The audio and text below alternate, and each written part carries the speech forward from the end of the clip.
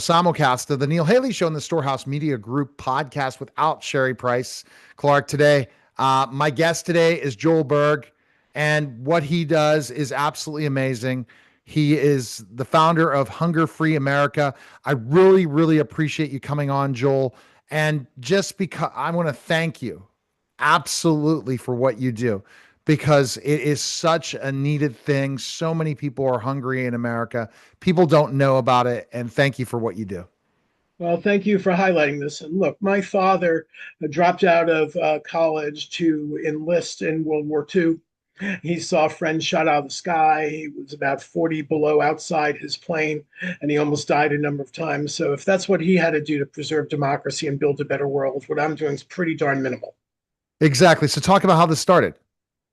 Well, we were actually a small New York City group that I joined in 2001 called New York City Coalition Against Hunger. And I turned into a national group, Hunger Free America, because the need really is nationwide. And we are an advocacy and a direct service group. We help connect people with food programs like SNAP, that used to be called food stamps, school meals, WIC for pregnant women and children under 5. We run the National Hunger Hotline on behalf of USDA. We have a large AmeriCorps Vista national service program. We now have a job training program in Baltimore and Chicago, but we're also a policy advocacy group. The reason we have so much hunger in America and Sweden and France and Germany don't have such problems is that our public policies are failing. We have low wages and an inadequate safety net. And so we really need to build the social movement to pressure our political system and our economic leaders to end hunger in America the way every other, if I can say, civilized, developed country has. So let's talk about this.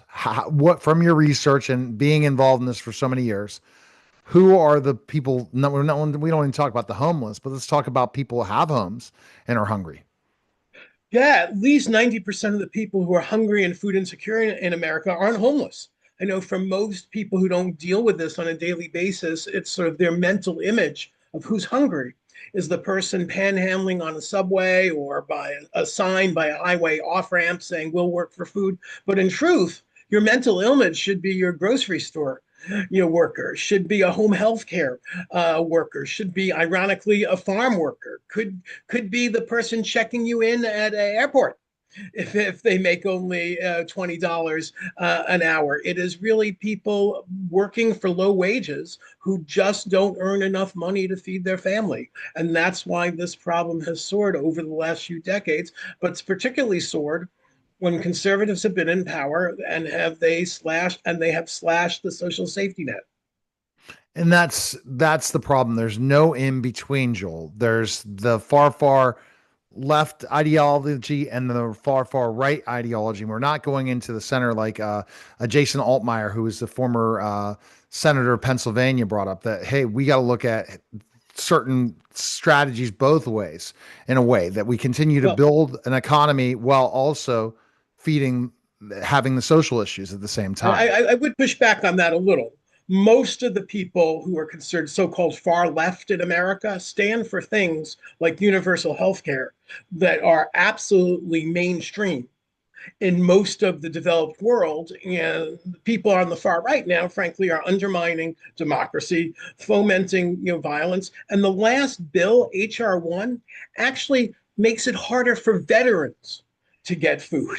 They're now saying that if you're getting school meals and it's universal in your area, they're saying you have to prove that you didn't ask for those school meals for you to get ahead and improve your immigration status in America. So there was a time when this was a mainstream issue supported by both parties. But just to be frank, we're a nonpartisan group, but we don't have to pretend. Right. I was going to say, Joel, I'm talking about a third political party is needed at one point in time for this country and how this country is built differently than other.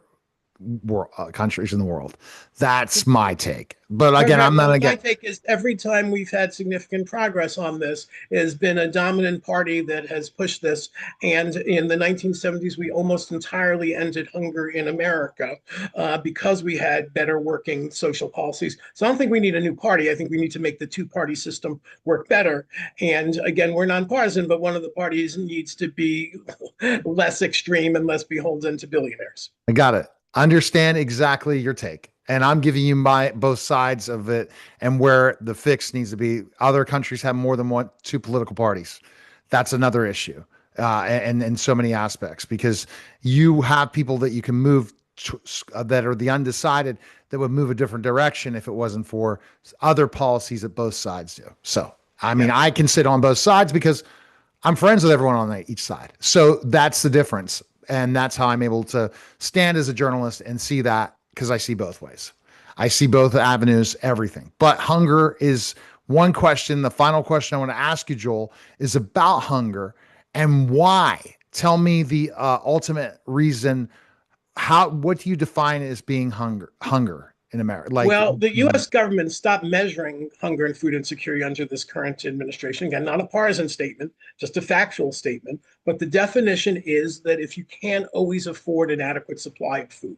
So, hunger in the United States generally is not like in a refugee camp in Sudan or living in North Korea where you could go weeks at a time with no food. It's people choosing between food and rent, people choosing between food and healthcare, people, adults going without food to spare their children, people buying less healthy food because they can't afford the healthier food.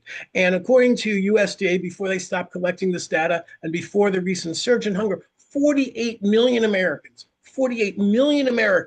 couldn't always afford enough food. So this is not some little fringe issue or small percentage of the population like the millions of people who are homeless. 48 million people is more than the combined populations of a whole bunch of large states. got it. So I wanted that definition. That makes absolutely sense. When you're living paycheck to paycheck and you have to choose, are you going to feed your family or go do something else or keep the heat on? We've all been there at some point in our lives, and it's tough, and there has to be better safety nets. And if that's happening, that's the And higher definite that, wage jobs.